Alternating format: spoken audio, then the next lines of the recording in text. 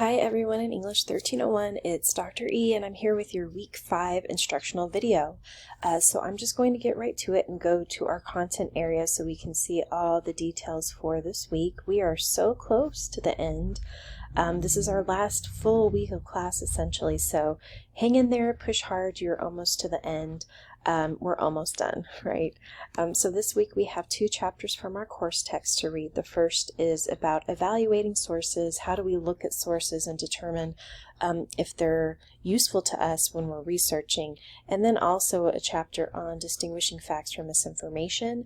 This is also a very important chapter given, you know, in this day and age we do so much online, and that there is quite a bit of misinformation and disinformation out there. So this chapter really just helps walk us through some of those ideas and how to make good choices, right, when it comes to utilizing sources. You're also going to watch a video by Jennifer A. Lee. It's called The Hunt for General Tso. So this is tying in again to our theme of food. So 2 things to read about writing, 1 thing to watch about food. Everything will be available on or before Monday. I do want you to note that this week on Thursday you don't have a discussion post that's due because I do want to allow for plenty of time to complete all those items that are due on Sunday, but also give you an opportunity to complete some bonus credit if you'd like to. I do want to stress, though, that the due date for the bonus credit is going to be, the initial due date is Thursday, and it will have that 2-day grace period. So this is not another, a situation like the discussion posts where this will ultimately be due on Sunday. So just something to keep in mind.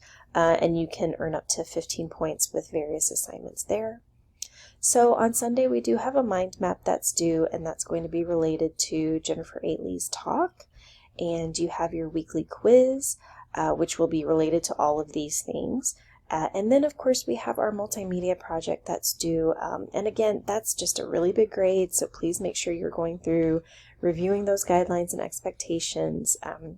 You're watching what will appear here, but that multimedia project video and the guidelines are here, as well as links to the examples, all of that good information.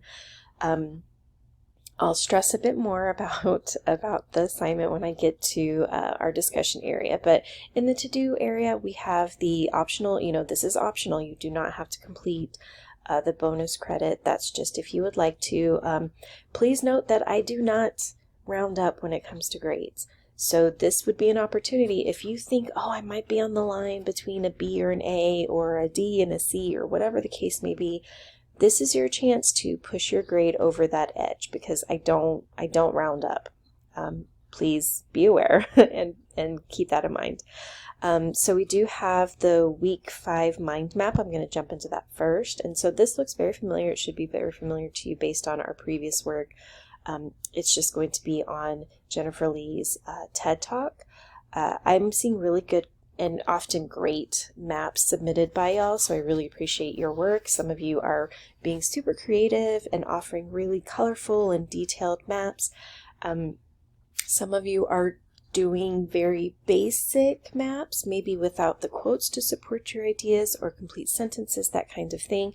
And that's absolutely fine if that's just essentially what you want in terms of your grade, right? If you're going for the bare minimum just to get something turned in, then that's fine.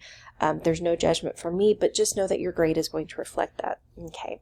So let me know if you have any questions about the mind map assignment. It's worth quite a bit this week. It's worth 50 points, so you will need to be pretty detailed in order to earn all 50 points, and that is specified in the instructions for this week's assignment. And then, of course, you have your weekly quiz. So it's a big quiz. It has a lot of points, so make sure that you're doing all of the reading, all of the viewing, everything necessary to get the best possible grade there. And then if we jump to the multimedia projects, it's a discussion post area. So all of the instructions and reminders are here. You're going to, as you've done, click Start a New Thread and use your name as a subject line. Please include your chosen pronouns if you'd like to. You're going to paste your edited and revised paragraphs. So I always, recommend just draft your ideas in Microsoft Word so you can use the spell and grammar check feature. You can use Grammarly, which I keep pushing, and then you can just copy and paste, and that way you can save your work to your cloud service in case D2L times out, that kind of thing, but it just gives you a space to do all that editing. You're going to attach your project as a single file. This needs to be in either PDF or PowerPoint. Some of you may choose Word. I just recommend PDF or PowerPoint because those are just the easiest for us to open as your audience. If you do have a video, you need to post the link in the text box because, as I mentioned in the project instructions, if you upload in anything like MP4, that kind of thing, it's not always optional, or it's not always an option for us to open and view it. Some computers just don't have that software, and if I can't open it, I can't grade it. And this is the time in the summer session where I can't hunt you down to find an alternative. So you need to think ahead, maybe upload to YouTube as I've suggested, and then supply your link there. Do not provide a link to Google Docs or any cloud service. You need to upload your work as a file. I cannot stress this enough. Every semester or summer session, somebody does this. And it is frustrating for me in terms of grading because I can't always open your document if you supply a link, and this is going to be frustrating for your colleagues as well because they will likely not be able to. Please double check that your file or link works. Please check. This is your responsibility. And I often encourage you, post it as soon as you're able, and then go back and see if any of your colleagues have responded to your work and said, hey, you have some great paragraphs here, but I can't open the document that you uploaded, or the link that you supplied is not working. Keep an eye on that because ultimately it is your responsibility, okay? So you want to make sure you've done everything possible to get the best possible grade. Your project is going to be due on Sunday, and then you'll need to respond to 5 colleagues, so pushing for some of those thoughtful responses, and that's going to be due by Monday, so work ahead if you're able to. Remember that you want to respond with detail, with insights to your colleagues. This is not just about saying, oh, this is amazing. You want to show that you've looked at their paragraphs and you've looked at their project. I can't tell you how many responses I've seen that it's clear the person did not really look at the PowerPoint, or the person did not read those paragraphs. So just know that, you want to put the effort in, right? Like put the effort in, and then we have a rubric here. This just helps with my grading process. So if you do have any questions or concerns about this, definitely let me know. But remember that you want to hit start a new thread. Your name is going to be here. You're going to paste your 3 paragraphs. And just a note about that second paragraph, the one that's research-based. It really needs to bring in a good amount of research from those things that we've read this summer session on food. If your project is about food, which most of you are going to focus on that rather than writing. So you need to make sure that you're using proper MLA documentation. I have given lots of you feedback in your written responses. So make sure that you're following those guidelines. I would suggest looking at the MLA help module in D2L just to double check all of that. You do not need a works cited included with your paragraphs unless you are pulling in sources from outside of our readings.